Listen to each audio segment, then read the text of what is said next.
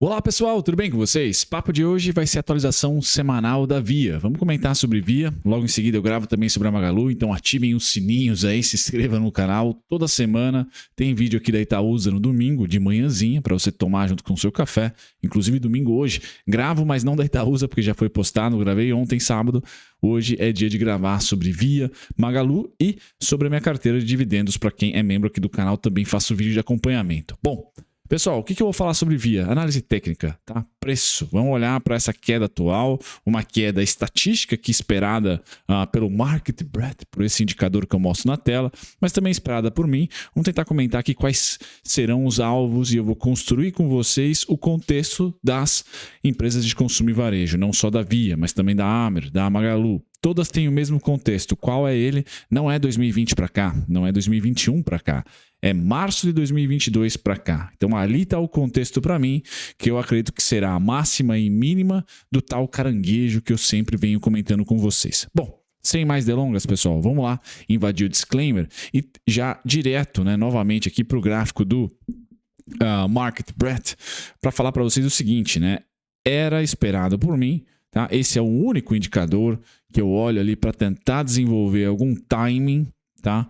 De retração de mercado ou de expansão de mercado, tá? Eu venho explicando para vocês, a tradução desse gráfico é a ponta vermelha aqui representa 80 centavos, 80%, perdão, não 80 centavos, a ponta verde representa 20%, tá? E as médias coloridas são a azul, média de 20, a laranja de 50, a vermelha de 200, tá? Tudo isso no contexto do Ibovespa.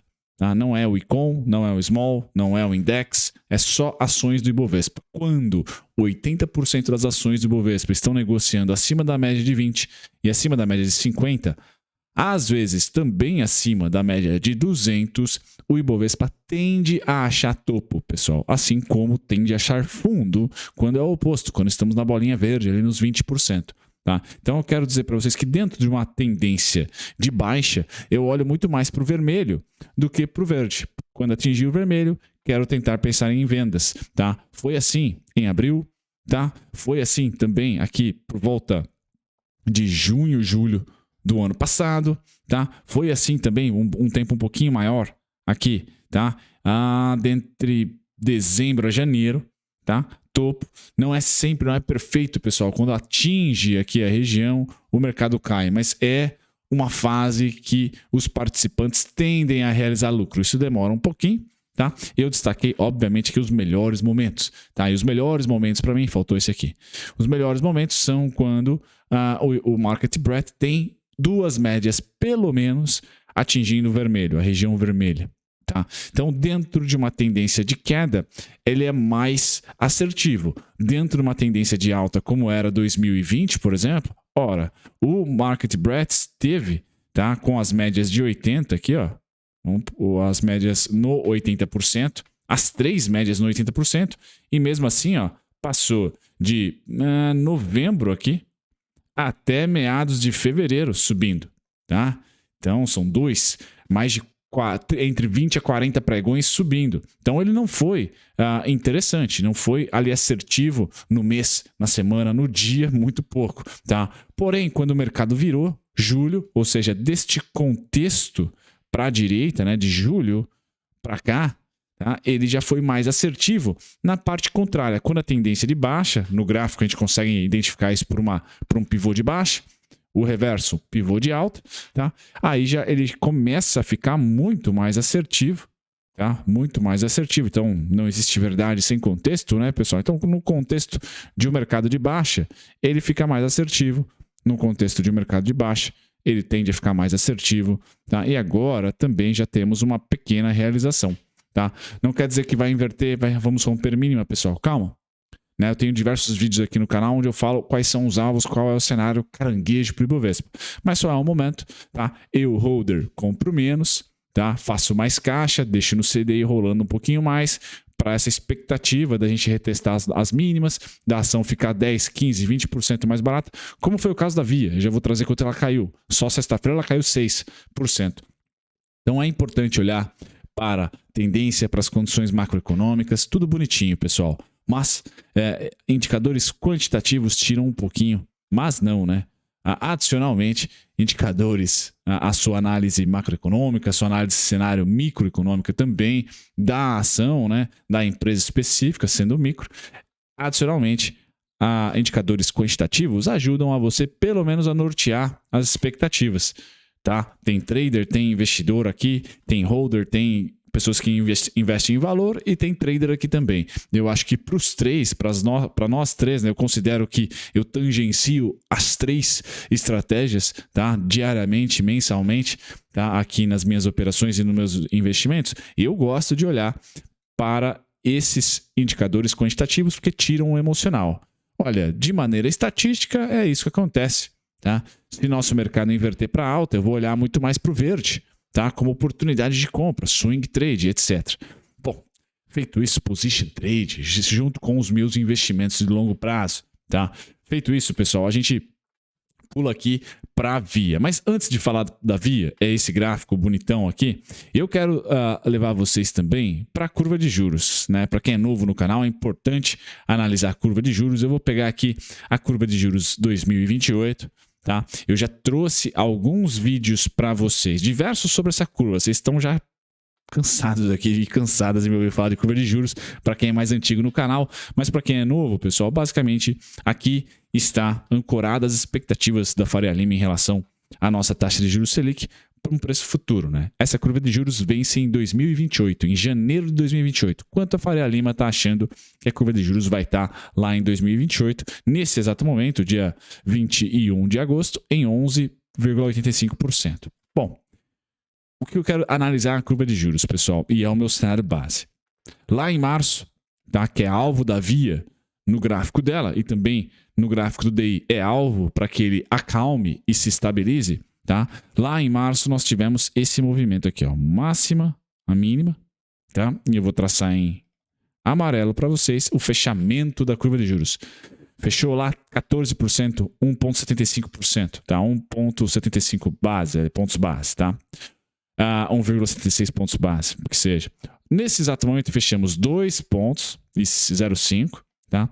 Na PEC dos precatórios nós chegamos a fechar 2,45. Pois bem, as expectativas que eu tinha de fechamento, uma já foi encontrada, que é em março, e pode ter um pouquinho mais de fechamento, até acredito que terá mais um pouquinho de fechamento, até as regiões aqui, tá? De 11,17, tá? Talvez 10,75, 10,84, 10,50, ou seja, a curva de juros vai fechar até os 10,52 no máximo. Tá? Inclusive, nessa região, entre 10,80 e 10,50, o Ibovespa esteve em março em 120 e 124 mil pontos. Tá? 123, foi a máxima desse ano aqui em março. Então, eu já tenho mais ou menos a correlação Ibovespa para a curva de juros.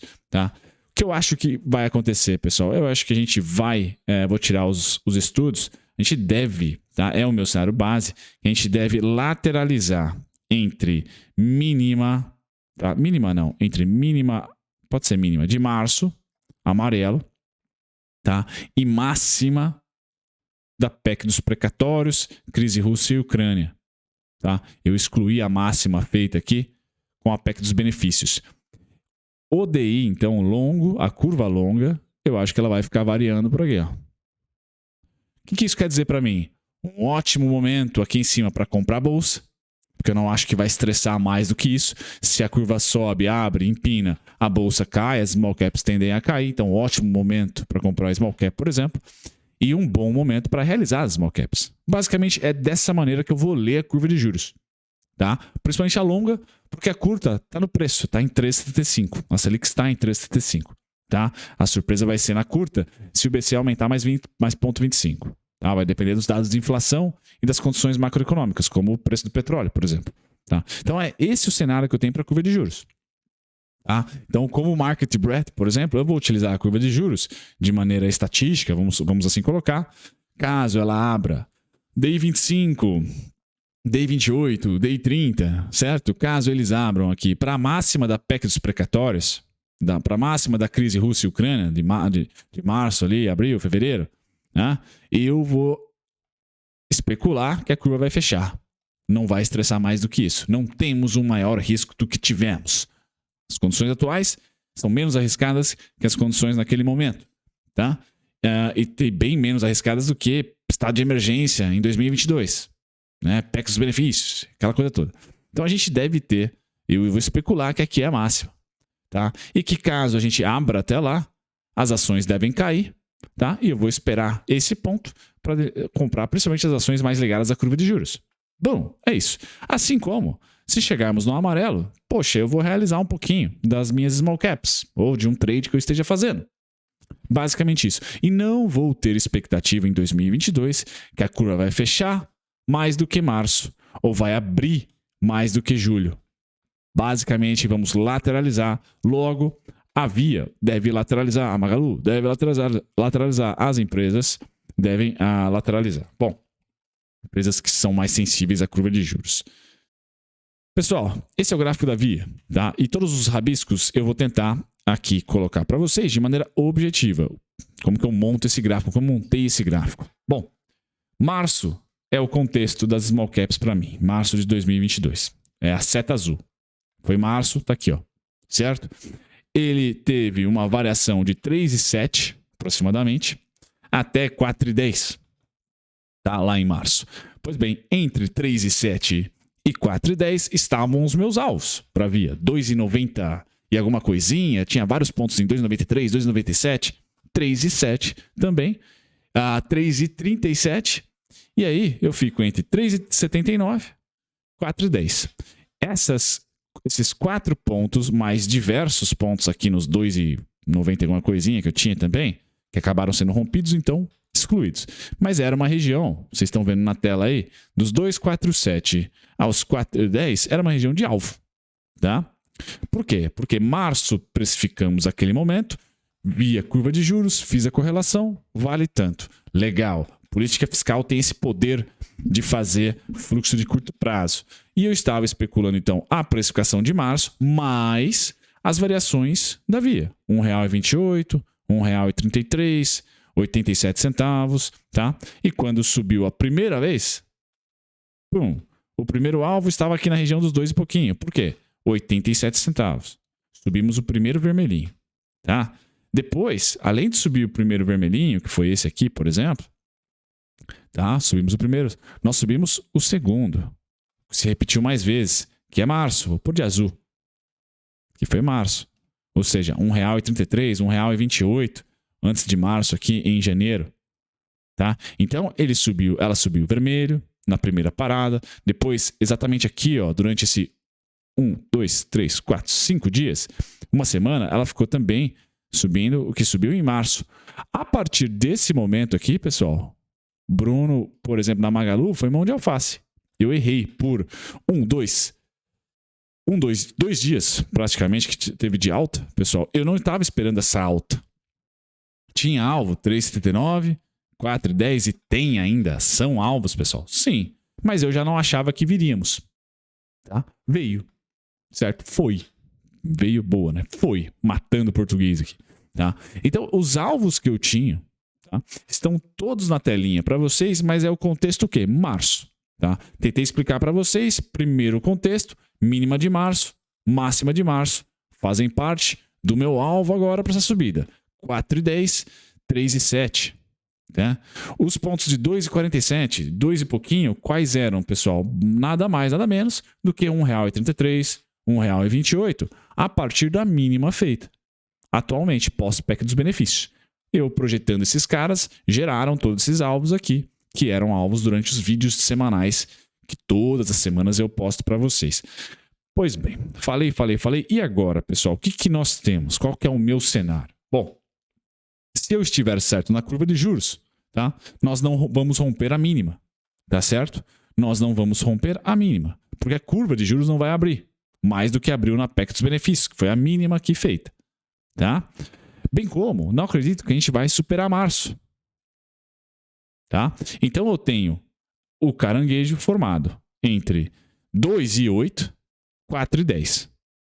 E eu acredito que a gente vai passar o restante do ano dessa maneira. Sem romper o 4,10, se romper a oportunidade de venda, e sem romper o 2,8. Se abater lá e tal, é oportunidade de compra. E a gente vai ficar equilibrado. Tá? Vamos ficar equilibrado. Ou seja, inverteu a tendência de queda para as small caps, para as ações que são ligadas e mais sensíveis à taxa de juros, política monetária, por exemplo, para uma tendência lateral.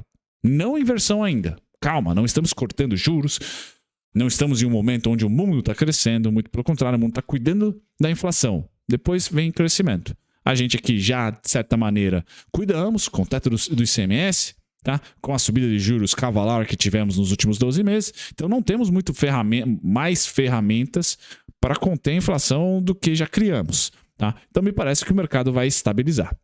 Tá? Errei, pessoal, do cenário. Tá? Eu errei o próximo alvo para cima. É o preço que o Clem entrou lá em 2019. Retomou o controle da empresa. 5,8. 5,74, 5,17, 5,27, 6,17, 6,27. Bom, errei. Verde. Errei para baixo. Tá? Errei para baixo. Selic foi a 14, 14,25, ou simplesmente errei. Rompeu, sem a Selic se mover. Tá? Não é meu cenário, mas se eu errar, tem pontos? Tem. 1,36, 1,27. Essa é a expectativa, pessoal. A minha expectativa está no amarelo. Temos aqui 1, 2, 3, 4, 5, 6 pontos no amarelo. Tá? E o verde para cima, errei. Verde para baixo também. É isso que eu vou trabalhar, certo? Durante esse semestre, até dezembrão. Beleza, pessoal? Aqui está, então, o meu achômetro para Via. Vocês toda semana vão ter atualização minha. Se falhar uma semana, eu no meio da próxima acabo postando, tá? Porque é um vídeo que gera engajamento de vocês. Tem muitas pessoas que me seguem que estão posicionados ou que querem se posicionar. Então tá aqui, Via. Essa é a minha análise.